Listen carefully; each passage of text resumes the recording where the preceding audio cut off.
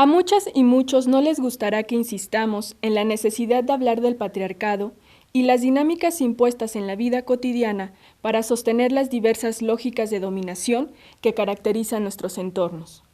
Sin embargo, los avatares de nuestro tiempo nos dicen que es necesario seguir hablando sobre ello, señalando la realidad opresiva y desigual que vivimos muchas mujeres por la simple razón de ser o reconocernos como eso, como mujeres. Frente a la disputa de los espacios llamados separatistas, queremos aportar un par de reflexiones. En primer lugar, es importante decir que no pretendemos denostar las preguntas que surgen frente a la necesidad de conservar espacios que solo puedan habitarse por mujeres. Al contrario, dado que eso que nombramos como patriarcado ha normado nuestras conductas, nuestras maneras de relacionarnos y de comprender el mundo, entendemos las dificultades que podemos tener todas y todos para reconocer el sentido de determinadas acciones. No se trata de excluir o de reforzar oposiciones que, por mucho tiempo, han establecido que la valoración de la vida de las personas es diferencial, sino establecer las condiciones que nos permitan atender las problemáticas que nos aquejan.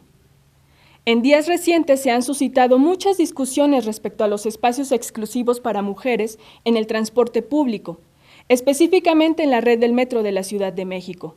Discusiones que demuestran la importancia de comprender, 1, que han sido gestionados por causa de los altos índices de violencia y acoso que sufrimos las mujeres en el transporte, y 2, que la gestión de espacios exclusivos por y para mujeres forma parte del proceso de toma de conciencia de las mismas para despatriarcalizarse, es decir, para desmontar todas las estructuras sociales, políticas y culturales que sostienen las relaciones de poder y subordinación, que reivindican estereotipos discriminatorios y que niegan la dignidad de las mujeres y de todas las personas que dejan de funcionar con los esquemas tradicionales. Por eso, es fundamental que seamos las mujeres quienes gestionemos, respetemos y defendamos dichos espacios, que más que remitir a la exclusividad o a la exclusión, repetimos, nos invitan a encontrarnos y articularnos de manera autónoma en la defensa de nuestros cuerpos y nuestra vida, y a poner en marcha proyectos pedagógicos que nos permitan impulsar una transformación social y cultural real. La agencia de las mujeres para construir espacios libres y autónomos es el sustrato que nutre nuestra capacidad para crear un mundo más justo. Como lo han dicho las mujeres zapatistas en su llamado al segundo Encuentro Internacional de Mujeres que Luchan. Cuando un dolor se une con otros dolores, sale una rabia que es como una semilla, y si esa semilla se crece en organización, pues el dolor y la rabia se hacen resistencia y rebeldía, para detener esa violencia en contra nuestra, luego para conquistar nuestra libertad como mujeres que somos. Como hemos expresado en diversas ocasiones, ir en contra de lo que el patriarcado significa no implica una lucha esencial contra los hombres, sino un cambio radical del orden de las cosas. La conquista de espacios nos remite, por supuesto, a grandes retos. La movilización de las mujeres para reclamar una vida libre de violencia revela dos cosas.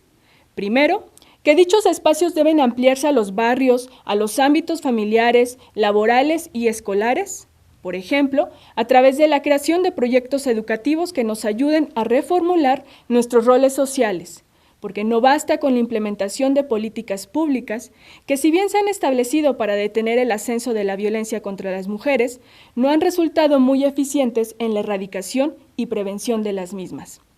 Segundo, que es necesario plantear nuestras expectativas más allá de lo que las instituciones deban y sean capaces de hacer por nuestra seguridad, asociarnos autónomamente, sin necesidad de invisibilizar nuestras diferencias. Como ha dicho Raquel Gutiérrez, cultivar el vínculo que nos permite una acción común. Esto, por supuesto, requiere de una autocrítica constante que nos permita continuar con nuestra propia despatriarcalización. Otro reto igual de importante está en el otro lado de la línea, en el lugar de las masculinidades. ¿A qué razones obedece la resistencia a respetar y comprender los espacios en los que solo pueden estar las mujeres? Tal vez tengamos que hacer un trabajo arduo para explicar que no se trata de acciones discriminatorias o arbitrariamente excluyentes, pero creemos que el esfuerzo de la explicación debe ser correspondido por una voluntad genuina para querer entender el problema. ¿Qué les interpela a las masculinidades que las mujeres demandemos ámbitos que no estén determinados por su presencia? O más simple, ¿por qué se resisten a la interpelación? Porque de ese lado de la línea, según nuestro modo de ver las cosas, la deuda cada vez se hace más grande. No es el espacio por sí mismo lo que se reclama, sino las razones. Razones que son claras cuando vemos a hombres haciendo parodia de una denuncia universal y explícita sobre la violencia de género sistemática y sus expresiones más extremas como son la violación, la desaparición y el feminicidio. Porque de eso estamos hablando cuando reclamamos entornos seguros, es decir, de las tremendas condiciones de vulnerabilidad y riesgo que vivimos muchas mujeres a diario. Está claro que son sus privilegios lo que no les permite a muchos mostrar empatía, pero quizás también, lo suponemos, su imposibilidad para reconocer todas aquellas cosas que como hombres les niega el patriarcado, tiene que ver con una autosospecha de su propia vulnerabilidad. Desde nuestro punto de vista, la violencia contra las mujeres no se va a terminar solo porque las actitudes sexistas y violentas de muchos hombres sean castigadas con la tortuosa tarea de acudir a cursos de pretendida sensibilización y hasta feminismo, a riesgo de trivializar este último. Tal vez, lo urgente y más eficiente sea que las diversas masculinidades se encuentren entre sí, se reconozcan en sus privilegios y, ¿por qué no?, también en sus imposibilidades, que reflexionen sobre y hablen de sí mismas sin temor a contradecir su virilidad aprendida. Total que siempre se puede desaprender. Respecto a las masculinidades que se asumen críticas y conscientes, es necesario que de manera frontal desmitifiquen todos sus mandatos sociales con otros hombres, porque nosotras ya no damos un paso atrás. Sabemos que los espacios para mujeres no son necesariamente el fin, pero sí una condición de posibilidad mínima que necesitamos para reconstruir nuestros vínculos sociales y comunitarios con justicia social. Insistimos, la violencia de género impone una pedagogía para llevar a cabo los crímenes más atroces y por esa razón debiera importar a todas y todos.